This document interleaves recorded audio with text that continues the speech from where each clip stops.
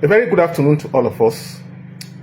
I am here this afternoon to relay the very ugly incident that occurred in the early hours of today, the 7th day of January 2025. We all will recall that a few months ago, Tantita Security Services was accused of ransacking some Ishekiri communities and cutting away property and also kidnapping some persons in the following communities, Uso amongst them.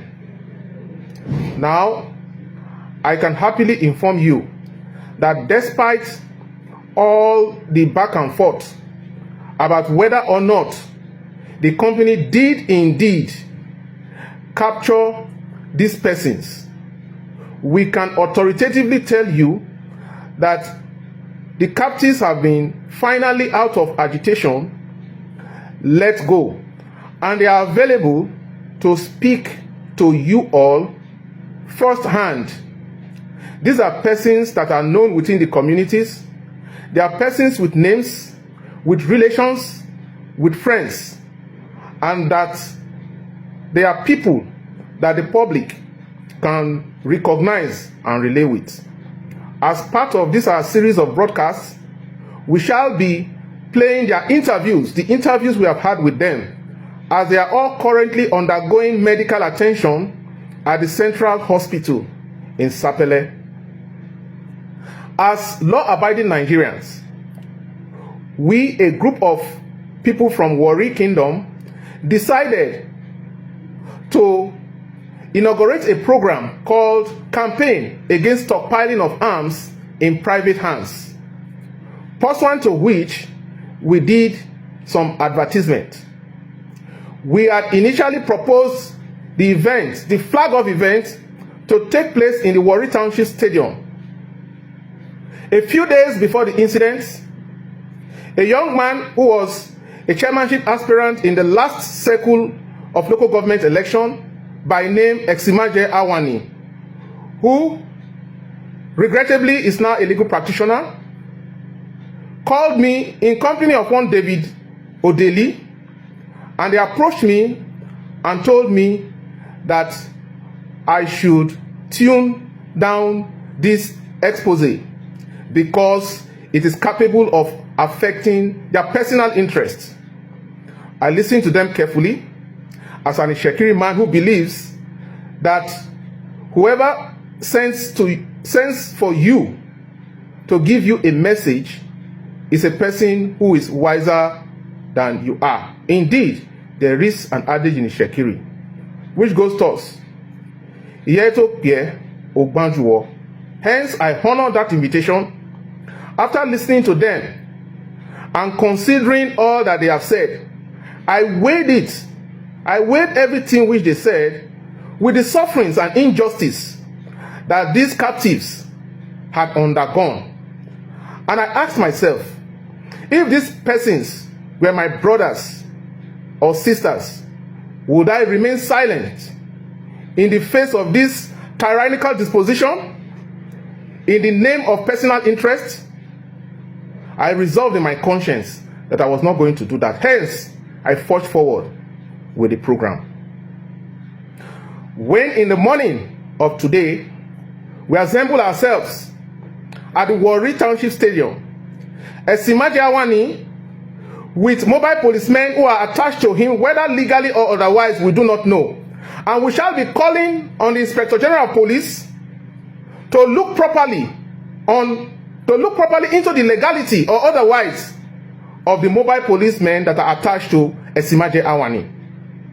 Eximaje Awani and David Odeli and their cohorts, they selected a team of persons, hoodlums, from Ekpa, Warri, and environs, and stormed the stadium, making it impossible for us to peacefully protest and express our lawful views. In order not to confront with them and lead to peace the breach of peace in the society, we opted to explore the possibility of using a private hotel in Warri. Upon arrival at the private hotel, we did make payments and secured the hall, the conference hall, for the use of the press conference. We set up and were to begin the press conference when Esimaje Awani and David Odeli led the hoodlums, some of whom are executive of youths in Ekpan. They stormed the hotel, disrupted the activity, and they were seeking my whereabouts, boasting that they would terminate my life for daring to express the views of my clients, the captors. We have here with us, the captives, I mean to say, we have here with us these young men who were captured for between 1 month and 2 months, and they shall be telling their stories as part of the series of broadcasts that I shall be making in the up and coming days.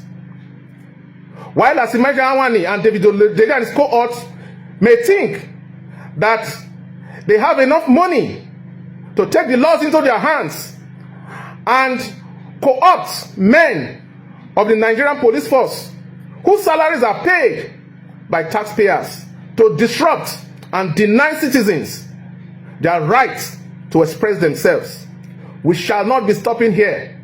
We shall be taking this agitation to Abuja, Lagos, Benin, and all over the country. Indeed, we shall be taking it to the United Nations. We want to assure you that we are not deterred, and we shall, bit by bit, reveal all the atrocities that Tantita Security Services is involved in. You shall hear from the mouth of those who experience the private cell that has been established by the leader of Tantita government, Ekpampolo, popularly called Tompolo. He is a man that in a country which prohibits the denial of human freedom runs and maintains a private cell in his Opuraza camp. He uses his captives to do menial work and hard labor. All these going on before the eyes of security operatives.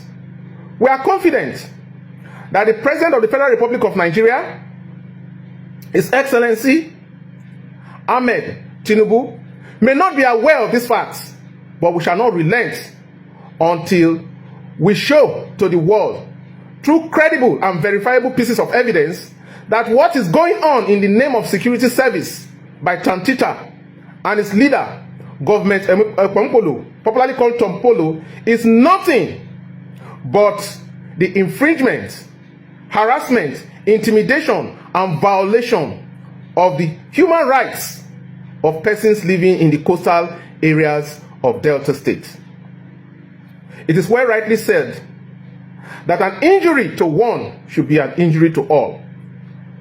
As we go on in this series of broadcasts that I shall be making, I will unveil bit by bit all the atrocities, not as a first-time person who experienced it, but you shall be hearing from the mouth of those who actually were captured, were detained, were beaten up, and who currently are undergoing treatment in a government hospital in Sapele. This is the first of the series. We shall be coming back, and as we make our plans to do the physical conference, which the slaves of Tantita, amongst whom are Esimaje Awani and David Odeli, may think they want to stall. We shall not be moved. We are resolute, and we call on the members of the fourth estate of the realm to live up to their expectation of investigating all that we have said. As a lawyer, I will not make any allegation that is not founded in empiricism. All I have said is empirically proven. Thank you for listening, and I look forward to several versions of this experience that we have had today. Thank you.